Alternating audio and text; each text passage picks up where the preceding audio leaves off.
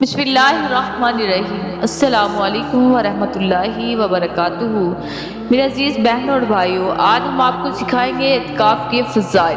حضرت ابن عباس رضی اللہ تعالیٰ عنہ سے روایت ہے، رسول کریم صلی اللہ علیہ وسلم نے فرمایا، جو شخص اللہ کی رضا کے لیے ایک دن کا اعتکاف کرتا ہے، اللہ تعالیٰ اس کے اور جہنم کے درمیان 3 خندقوں کو آڑ بنا دیں گے۔ ایک خندق کی مسافت آسمان اور زمین کی درمیانی مسافت سے بھی زیادہ چوڑی ہے۔ سبحان اللہ، ایک دن کے اعتکاف کی یہ فضیلت ہے، تو رمضان المبارک کے آخری عشرے کے اعتکاف کی کیا فضیلت ہوگی۔ خوش قسمت ہیں وہ لوگ جو رمضان کی مبارک گھڑیوں میں اعتکاف کرتے ہیں۔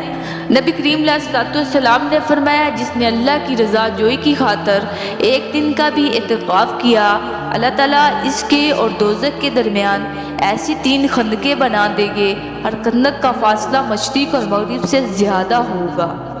حضرت عائشہ رضی اللہ تعالیٰ عنہ فرماتی ہے، رسول کریم صلی اللہ علیہ وسلم رمضان کے آخری عشرے میں اعتکاف فرمایا کرتے تھے اور فرمایا کرتے تھے، لیلۃ القدر کو رمضان کی آخری راتوں میں تلاش کیا کرو۔ اللہ تعالیٰ عمل کرنے کی توفیق عطا فرمائے۔ اللہ تعالیٰ ہمیں اعتکاف جیسی فضیلتیں اور نعمتیں حاصل کرنے کی توفیق عطا فرمائے۔ جزاک اللہ قولی ھذا، استغفر اللہ ربی من کل ذنب واتوب الیہ۔